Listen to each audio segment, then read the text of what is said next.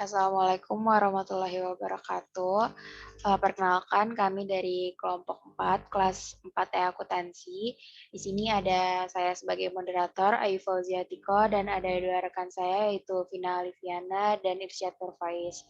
Di sini kami akan menjelaskan tentang yang pertama standar costing akan saya jelaskan terlebih dahulu. Di sini standar costing memiliki definisi merupakan biaya yang telah ditetapkan sebelumnya untuk memproduksi satu atau sejumlah unit selama satu periode tertentu. Standar costing memiliki dua komponen yaitu standar fisik ya, atau biasa disebut dengan quantity dan standar harga atau biasa disebut dengan price. Standar quantity adalah sejumlah unit standar yang dibutuhkan untuk satuan unit output dan standar harga atau price itu standar harga yang harus dikeluarkan untuk satuan unit input. Kalau teman-teman bingung, di sini aku bakal jelasin ilustrasinya. Untuk membuat satu buah lemari dibutuhkan 8 meter kayu yang dibeli dengan harga 100.000 per meter, yang dikerjakan oleh tukang kayu dalam waktu 5 jam. Dengan upah per jamnya itu 150.000. Biaya lain seperti paku, cat listrik ditetapkan sebesar 20% dari jumlah tenaga kerja langsung dan tarifnya ditetapkan sebesar 50.000 per jam. Nah, di sini itu ada tabelnya. Untuk standar key atau output ini, yang tadi disebut dengan standar quantity. Kalau standar P input ini, yang tadi disebut dengan standar harga untuk produksi satuan input. Oke, jadi standar costing ini dibagi menjadi 3 tingkatan. Yang pertama itu ada theoretical standar atau tingkat paling optimum atau idealis. Terus ada norma standar atau tingkat aktivitas paling efisien yang masih mungkin dapat dicapai. Lalu yang ketiga ada expected actual standar atau tingkat aktivitas yang efisiensi yang diperkirakan paling mendekati dengan hasil aktual. Lalu di sini juga saya akan menjelaskan tentang standar costing direct cost material variance. Jadi material variance itu dibagi menjadi 4. Yang pertama itu khusus price, yang pertama material purchase price variance, yang kedua adalah material price use variance, dan yang ketiga adalah dari quantity yaitu material inventory price variance dan material quantity variance. Di sini saya akan menjelaskan satu persatu. Untuk datanya itu, data budgetnya itu standar quantity-nya adalah 9.336 unit. Untuk standar price per unitnya itu 7,50 per unit. Untuk data aktualnya, aktual quantity forecast-nya itu 10.000 unit dan aktual quantity use-nya itu 9.500 unit dan aktual price-nya adalah 7,44. Oke, untuk material forecast price variance-nya ada rumus aktual price dikurangi standar dikali aktual quantity forecast. Jadi untuk yang material pertama ini adanya perbedaan harga aktual saat beli. Nah, di sini kan ada aktual price-nya totalnya 10.000 dan standar price-nya ini 10.000 juga. Lalu untuk price-nya itu 7,44 dan untuk standar price-nya itu 7,50. Nah, untuk totalnya 74.400 ini diambil dari 10.000 dikali 7,44, totalnya segitu. Lalu untuk 0,06 ini diambil dari selisih price-nya. Dan yang untuk 600 itu diambil dari 10.000 dikali 0,06. Ini 0,06-nya itu minus dan menghasilkan $600. Bisa dibilang ini merupakan favorable karena lebih murah dari harga aktualnya. Lalu untuk yang kedua adalah material price use variance dengan rumus aktual price dikurangi standar price dikali aktual quantity use. Nah, di sini aktual price-nya itu 9.500 dan price-nya itu 0,06 minus. Dan totalnya itu dihitungnya sama seperti tadi, 9.000 dikali 0,06 menghasilkan 570. Ini juga favorable. Lalu yang ketiga adalah material inventory variance. Di sini ada rumus actual quantity forecast dikurangi standar quantity use dikali standar price. Ini dikurangin untuk 500-nya diambil dari 10.000 dikurangi 9.500. Lalu untuk price-nya ini 7,50 dan totalnya ini 3.750. Ini menjadikan favorable. Lalu yang keempat itu materials quantity variance. Untuk rumusnya actual quantity use dikurangi standar quantity allowed dikali standar price. Untuk totalnya ini sama seperti tadi dikurangi, jadi 164. Lalu price-nya itu 7,50 dan totalnya itu 1.230. Ini juga menghasilkan favorable. Lalu selanjutnya akan dijelaskan oleh Vina Liviana. Baik, selanjutnya mengenai standar costing untuk direct costing. Nah, perusahaan yang menggunakan sistem ini, perusahaan perlu menetapkan beberapa standar biaya yaitu sebagai berikut. Yang pertama, jumlah input standar atas raw material yang akan digunakan untuk menghasilkan satu unit output, lalu harga dari setiap unit input atas raw material yang dibeli. Yang ketiga, jumlah jam tenaga kerja langsung yang dikonsumsi untuk menghasilkan satu unit output. Selanjutnya, tarif upah tenaga kerja langsung untuk setiap jamnya, jumlah biaya tidak langsung atau FOH yang dibutuhkan untuk menghasilkan satu unit output, kemudian tarif atas FOH untuk setiap satu satuan basis alokasi. Nah, selanjutnya itu direct costing disebut juga dengan nama variable costing dan marginal costing. Pada direct costing, produk hanya dibebani biaya manufaktur yang secara langsung berkaitan dengan volume. Direct materials, direct labor, dan variable factory overhead dibebankan ke dalam work in process, finished goods, dan cost of goods sold. Lalu seluruh biaya tetap produksi atau fixed manufacturing cost diperlukan sebagai biaya periode atau periode expense. Nah, selanjutnya ada pencatatan atau penjurnalan pada standar costing untuk direct costing. Pencatatan direct material, pencatatan atas SDM dapat dilakukan dengan menggunakan 3 alternatif yang dilakukan pada 2 titik. Ini pencatatan atas material pada saat dibeli dan pencatatan atas material pada saat material digunakan. Nah, metode yang pertama itu adalah material recorded at standard price atau SR pada saat pembelian, pada saat pemakaian. Kemudian metode kedua itu ada material recorded at actual price atau ER as a payment saat pembelian dan saat pemakaian. Dan metode ketiga itu ada material R record at standard price atau SR dan variance adjustment saat pembelian dan saat pemakaian. Kemudian ada pencatatan direct labor, pencatatan gaji dan upah, pembebanan gaji dan upah. Selanjutnya pencatatan factory overhead, pencatatan FOH sesungguhnya kepada pembebanan FOH. Lalu varian dan penutupan FOH. Ada 1, 2, 3, sampai 4 varians. Asumsi semua varians dalam keadaan unfavorable atau pengurangan net income sehingga berada di debit. Jika varians bersifat favorable atau menambah net income, maka penjurnalannya berada di kredit. Selanjutnya, standar costing pada factory overhead. Factory overhead dalam factory overhead yang digunakan sebagai dasar untuk menetapkan standar adalah dengan penggunaan standar predetermined overhead rate. Cara menghitung overhead rate itu dengan cara budget overhead cost per expected standard activity index. Nah, penghitungan ini disebut juga dengan predetermined overhead rate. Next. Nah, selanjutnya ada contohnya. Perusahaan berencana untuk memproduksikan 13.200 galon minyak goreng selama 1 tahun ini, dan ini sesuai dengan kapasitas normal untuk dapat menyelesaikan proses produksinya.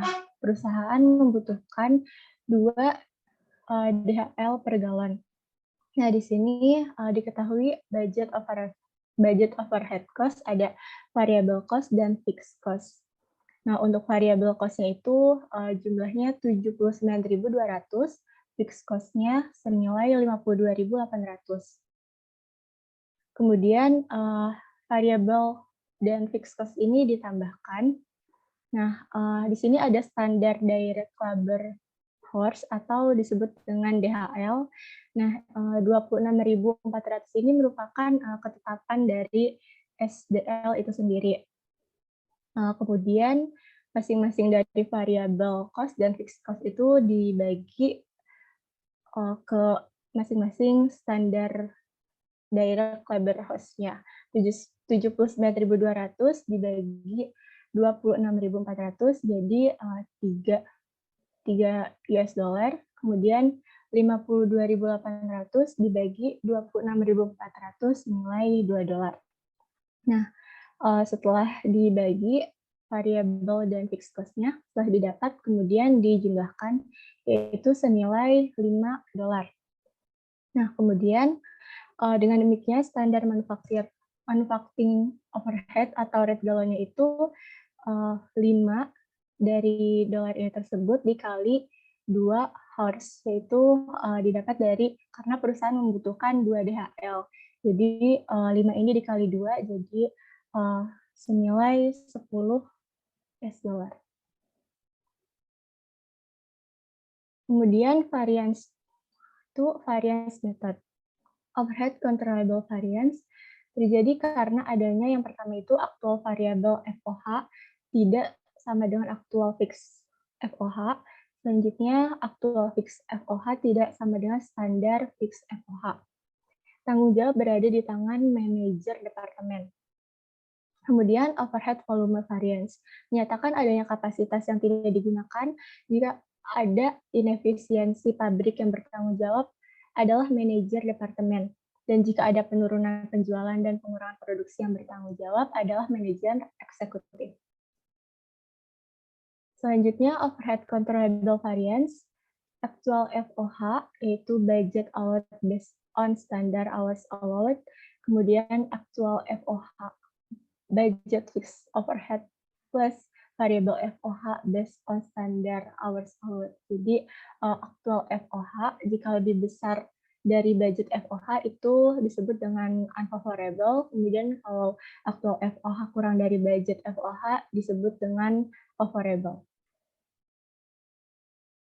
Kemudian overhead volume variance, budget allowed based on standard hours allowed dikurang FOH chargeable to WIP at standard. Jika budget allowed lebih besar dari FOH chargeable disebut dengan unfavorable, dan sebaliknya jika budget allowed kurang dari FOH chargeable maka disebut dengan favorable. Selanjutnya akan dijelaskan oleh Irsyad. Oke. Baik, terima kasih Ayu. Saya akan menjelaskan tentang standard costing and variance analysis for overhead. Faktor overhead variance. Biaya overhead pabrik dianalisis secara berbeda dari biaya tenaga kerja langsung dan bahan. Ini karena biaya overhead pabrik memiliki elemen biaya tetap dan variabel. Biaya overhead pabrik dianggarkan dan dikendalikan dengan memisahkan overhead pabrik menjadi komponen tetap dan variabel. Untuk melakukannya, kemungkinan penyusunan anggaran fleksibel dan analisis overhead pabrik, variance, volume, dan terkendali. Lanjut aja.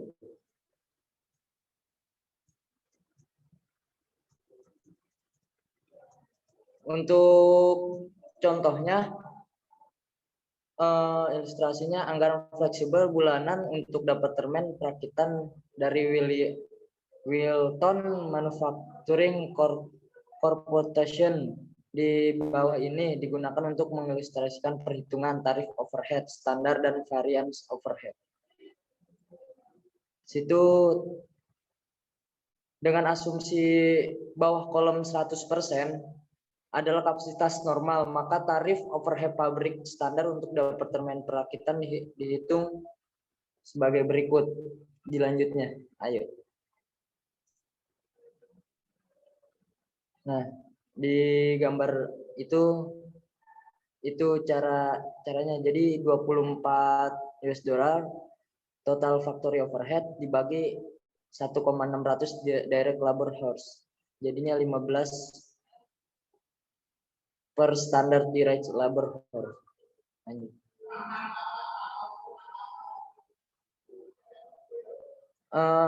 Pada tingkatan kapasitas 100% tarif overhead pabrik standar dari departemen perakitan terdiri dari bagian variabel dan tetap berikut.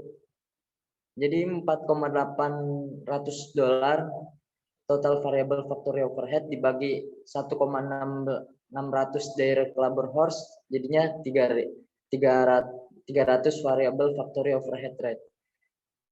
Lalu berikutnya 19,200 total fixed factory overhead dibagi 1,600 direct labor hours. Hasilnya 12,00 fixed factory overhead rate. Total factory overhead rate at normal capacity. Lanjut aja.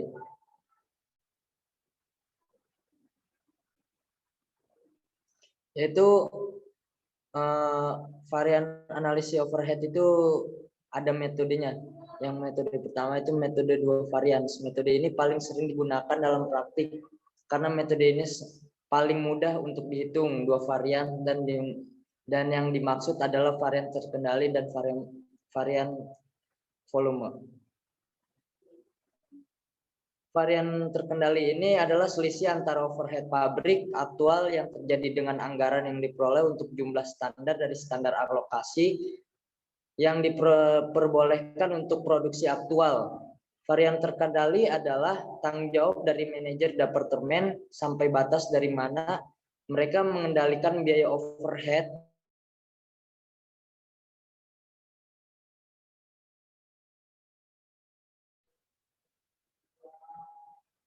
Lalu ada varian volume, adalah perbedaan antara anggaran yang diperbolehkan berdasarkan jumlah standar dari dasar alokasi yang diperbolehkan untuk produksi aktual dan standar overhead yang dibebankan ke barang dalam proses.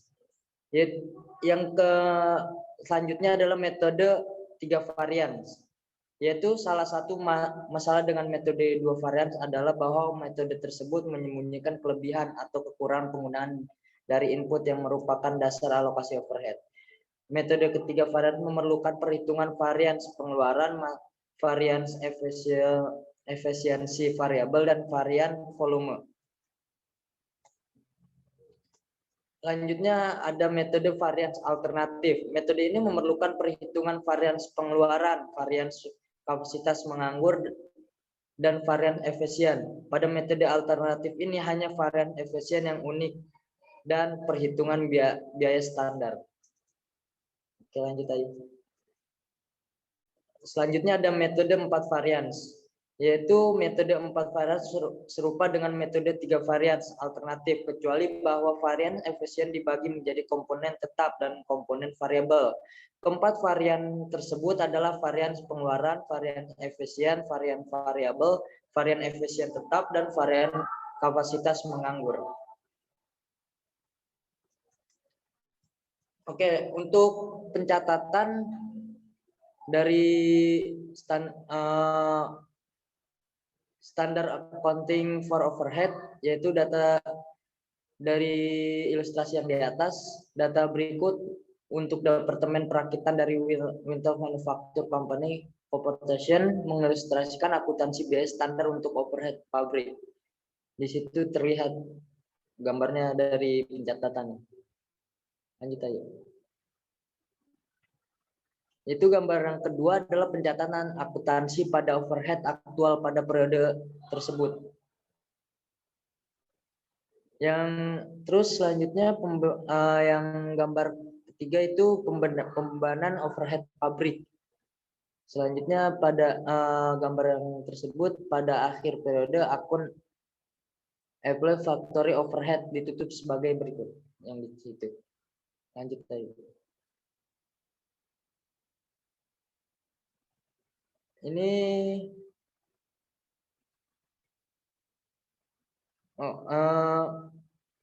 itu adalah metode cara pencatatan yang tadi di atas menggunakan metode 2 varians. Lanjut aja. Dan yang itu menggunakan 3 metode varian. Yang satu lagi itu metode 3 varians variabel. Dan yang ini merupakan metode 4 varians. Oke. Terima kasih.